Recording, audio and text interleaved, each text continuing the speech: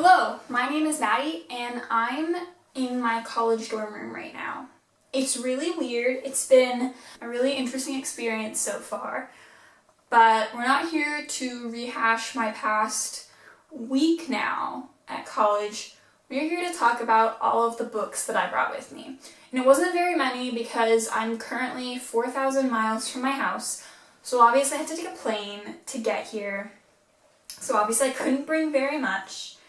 It was mostly just clothes and like a couple of mementos. But I was able to bring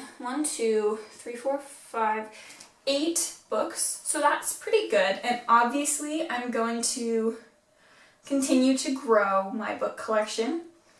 I have already bought 5 new books, so in the week and a half I've been here. That's just my life, I guess. Okay, this isn't like in any sort of order, it's just randomized. I just grabbed them. The first book that I brought with me is Crazy Rich Asians by Kevin Kwan. So some of these books have like a sentimental values, and then some of them I just brought because of different reasons. That didn't make sense. So this book, I brought this book because my friend and I are actually buddy reading it. Well, I finished it. She hasn't finished it yet. We're both in college and we're pretty far away from each other, so we decided that if every once in a while we both try to pick up the same book and read it, we could have a lot of fun talking to each other about it and it would keep us sort of more connected, which I'm really enjoying. And I was worried about us sort of falling out of touch, and that's why I wanted to do this, but we haven't really at all. Like, we've been talking almost every day, which is really nice, and I'm really happy that other people are making the effort that I was hoping that everyone would make, you know. Anyway, in case you have not seen the trailers or watched the movie or read this book, well, a girl named Rachel she's Chinese, but she lives in the US. She's lived there most of her life. And her boyfriend is also Chinese, yeah. Her boyfriend is also Chinese, and he invites her to his family's home in Singapore for a summer vacation to go to one of his best friend's weddings. I feel like anything else would be a spoiler. I thought it was a really good book. I really liked how there were a lot of really amazing things about it, and I think that the movie, some aspects were underrated and I wish they had been brought up more, but I'll talk more about this in my sort of wrap up for all the books that I've read. But yeah, it was really good, and I'm really happy that I got to read it with my friend, and I can't wait to talk to her about it. This is getting weird. Let's just keep going. The next book that I brought with me is Carry On by Rainbow Rowell. Now, beyond the fact that Wayward Son is now out in the US and coming out next week in the UK, I didn't really have any other reason for bringing this. Like, it's set in the UK, so that's cool. I want to reread it because I haven't. It has this cool bookmark, which I can't wait to use. But because Wayward Son's coming out, so I was like, I need to reread Carry On because it's been a hot minute. Only like a year and a half, but it feels like forever. Yeah, that's like the only reason it's here. It is like, it did take up a lot of room though, so regrets? Not really. I love this book, so. For those of you who don't know, this book is about a kid named Simon Snow, and he's considered the worst chosen one that's ever been chosen. Simon he's in his last year at a magic school. This is kind of like a spin-off. This book is confusing. Basically, in a book called Fangirl, which Rainbow Rowell also wrote, she referenced a whole series called Simon Snow. It's kind of like a spin-off of Harry Potter, but like Harry Potter still exists, but it's not as popular as Simon Snow. Anyway, and so in Fangirl, the main character writes this book called Carry On, and then Rainbow Rowell actually wrote Carry On. And Carry On is about a kid named Simon who's in his final year at his magic school, Watford School of Magics, and he is basically considered the worst chosen one that's ever been chosen. Not by everyone, but by a couple of people, because he's not very good at magic. He's never been super prolific. Is that the word? He's never been super great at all the stuff he's supposed to be learning. And this is just sort of his misadventures in his last year of school. It's really good. I really recommend it. And I can't wait to reread it and then read Wayward Son, hopefully very soon. The next book I brought with me is The Hobbit by J.R.R. Tolkien. So this was actually a birthday / going away present from a friend who's been bothering me to read this book for at least 2 or 3 years now. And he was like, look, it's tiny, it can fit in your suitcase real easy, I just really, really need you to read it. And J.R.R. Tolkien is from here, so I figured might be a good time. And I did recently watch the Lord of the Rings movies, and I really enjoyed those, so I think I will really like The Hobbit too. It's not that long, so it should be pretty good. I don't know how to describe this book. I know it's about a hobbit who goes on an adventure. I don't know much about it beyond that, so I'm sorry. But if you don't know what this is, I don't know where you've been hiding, because it's pretty popular like everywhere. So the next book I brought is Knickers in a Twist, A Dictionary of British Slang by Jonathan Bernstein. And this book's kind of funny because it was a gift from a friend as a graduation present because she knew I was coming, so she was like, you need to know all of the British slang. And it's just sort of like a joke, but I brought it with me to remind me of her because she's really important to me, and I thought it would be kind of funny, but also like good that I have her sort of with me.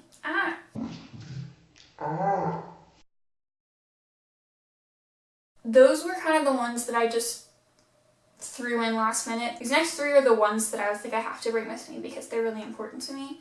So the first one is Again But Better by Christine Riccio. And I read this book back in May and immediately fell absolutely in love with everything about it because I relate to the main character Shane so much. Like, I don't think I've ever related to a character more before.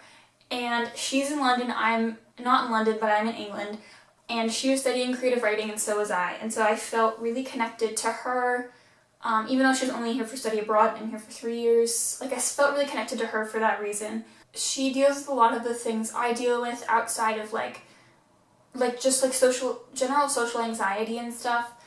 And so I thought that was really important for me to bring with me, especially for someone who's in college, for someone who's trying to experience these things, for someone who hasn't had the greatest college experience, because so far mine has been kind of meh. I'm hoping it'll pick up next week, but we'll see. This book, in case you didn't know, is about a girl named Shane who studies abroad in London for a year, and it's basically her trying to do college again but better because she hasn't had the greatest couple of years in college. She hasn't made a lot of friends, and so here she's trying to sort of turn over a new leaf, and she's in the creative writing program instead of the med program, which is what her parents wanted her to be doing, but the creative writing is really what she wants to be doing.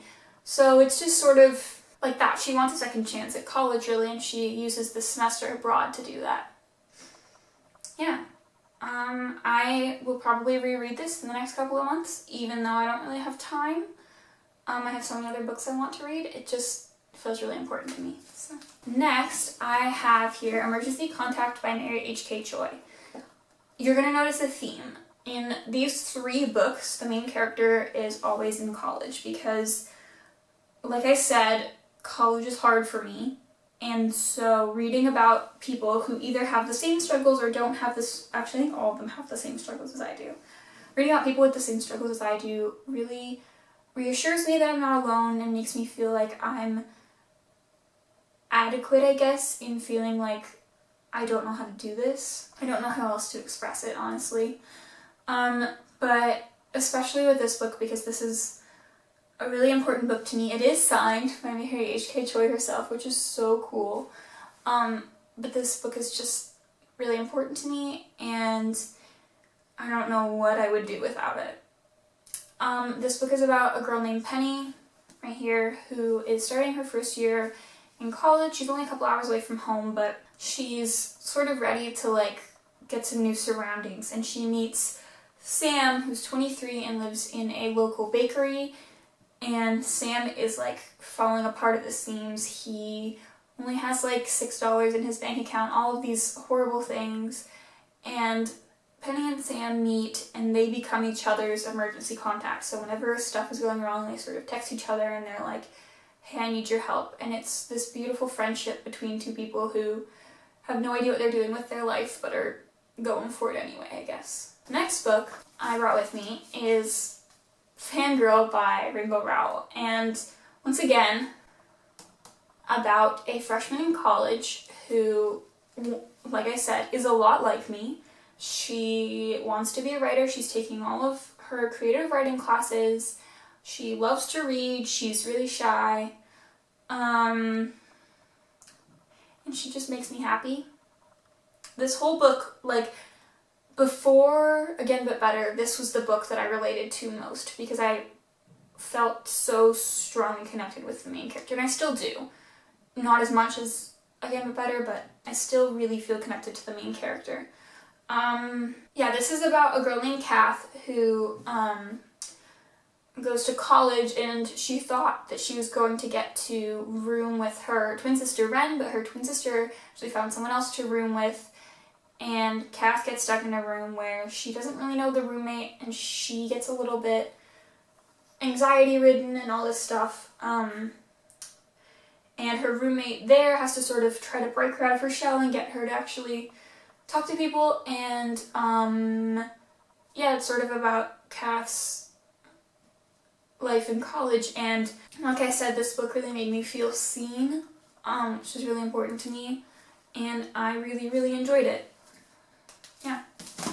Okay, the final book that I brought with me, and coincidentally also my current read, is The Way of Kings by Brandon Sanderson. As you guys know, I've been reading this for a while. I promise I've read other books. I've been like picking it up and putting it down every couple hundred pages because it's huge and it's helping me get through it. It's amazing. I have no idea how to describe it because it's so like, you know, but it's really good and I'm really happy about it. I'm on page 552, so I'm almost halfway through. Yay, hopefully I'll finish it. I don't think I'm going to finish it by the end of the month, but I'll definitely finish it next month if I continue this back and forth sort of rhythm that I've got going here. I think that's everything. Thank you guys so much for watching. Comment down below if you guys have started college and how it's going, because I always like to hear about that. And just sort of let me know how life is, because besides talking about these books, this kind of felt like a life update. So yeah, anyway, I will see you guys next time. Bye!